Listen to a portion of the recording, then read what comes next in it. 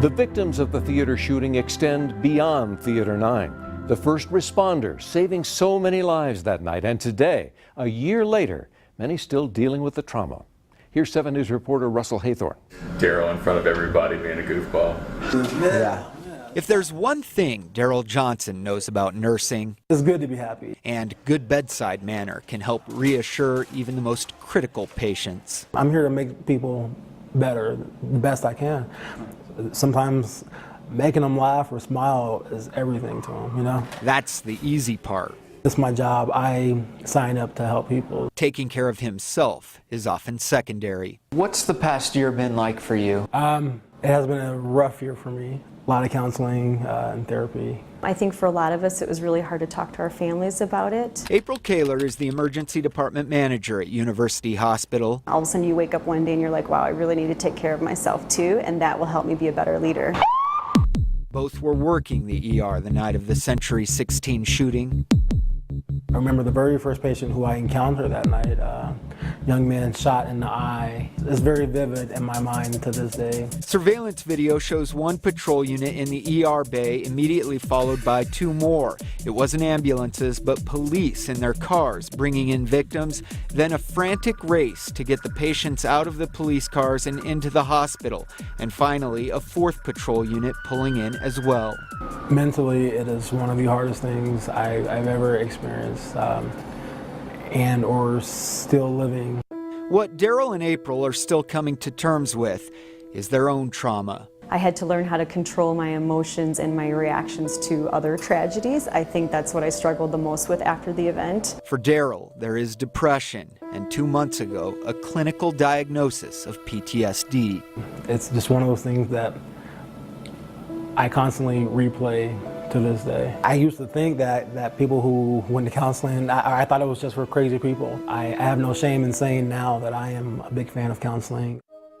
April copes by focusing on the positives. She gave a speech at a conference earlier this year, a turning point for her. At the end of the conference, I actually had one nurse stand up and she said to me in front of everyone, she's like, "You've given me the strength to realize that I could survive an event like this too." She also focuses on slowing down, especially after her 4-year-old daughter and 8-year-old son go to bed. Now when I check on him, I pause a little bit longer and stare at him instead of just walking in the room and walking out. Daryl is getting closure from the very victims he helped save. I've been able to either meet with all of the victims who I was involved with or their family members. That helped me the most because typically in the ER, we never get to see how they're doing after they leave our department. I think 7/20 was the start of, a rough year for us, and I think we're looking forward to the future because we think it's bright down here. All of the patients who arrived at University of Colorado Hospital alive survived, a success in which these first responders take great pride. Lives transformed forever by the theater shooting. Up next, one victim shows us how his story of survival 1 year ago is now touching other lives and making a difference.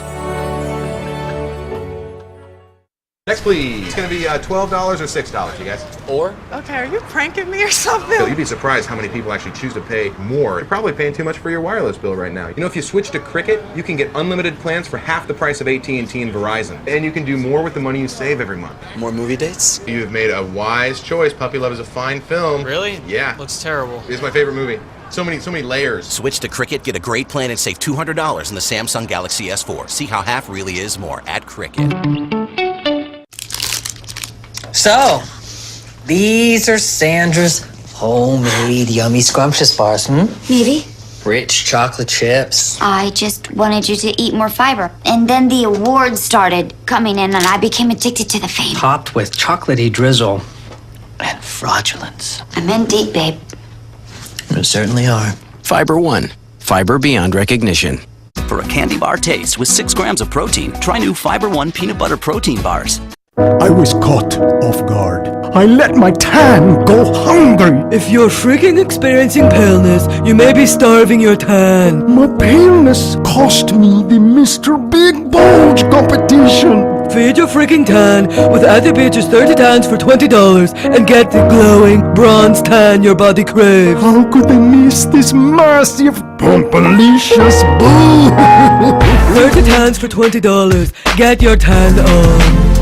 More people depend on 7 News Now. I have 2 little kids, so I need to know they need to wear a jacket in the morning. The traffic alerts, the weather alerts, you always gotta be prepared. The first thing I do is put on Channel 7 every morning. 7 News Now, your #1 choice for early morning news. Download the 7 News app now. Watch our live newscasts, get breaking news throughout the day, and your 24/7 weather forecast with Mike Nelson.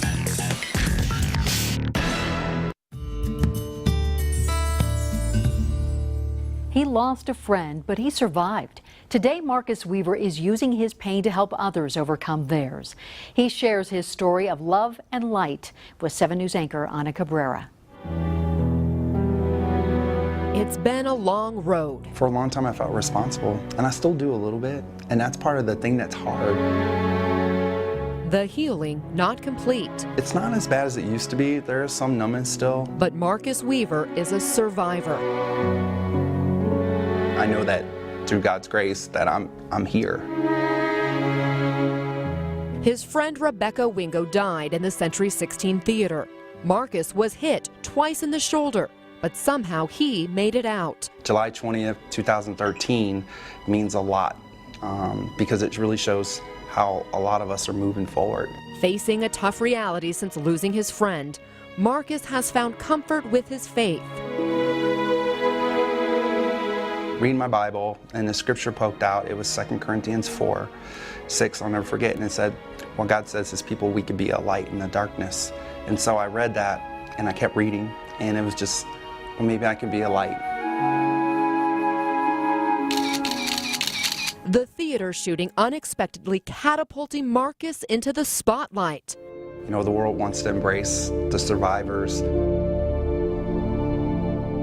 It's proved to be a platform for him to shine his light, sharing his story across the country with prisoners, the homeless, and children looking for guidance.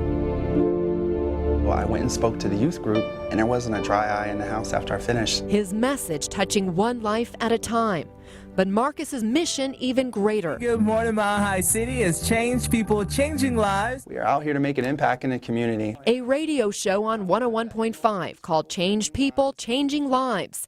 This allows Marcus to showcase others who are making a difference. So Beth, how did you get involved with the Home Builders Foundation? In many ways, this is Marcus's way of honoring Rebecca's memory.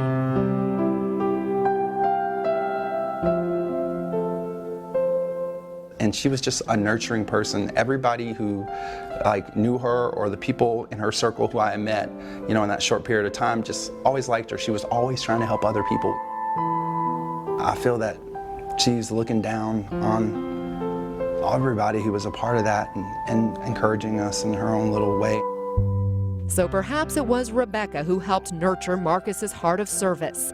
And in that spirit, he even found love. We do ministry work together. We go out and we do street ministry along Colfax. Marcus married his wife Megan this past March. Oh man, I forgot my ring. I take it off to take a shower. Oh, I just forgot it. I'm gonna get in trouble.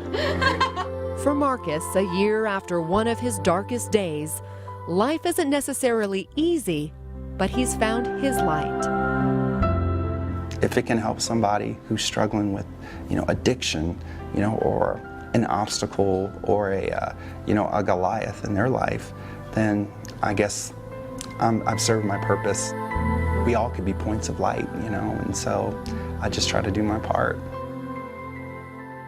Marcus's next project is to open a transitional housing facility through ABC Ministries. Right now, they're in the process of transforming a warehouse with 300 beds to be up and running by next year. Helping an entire community overcome tragedy. Up next, a new program, the first of its kind in the country, designed to help anyone coping with trauma.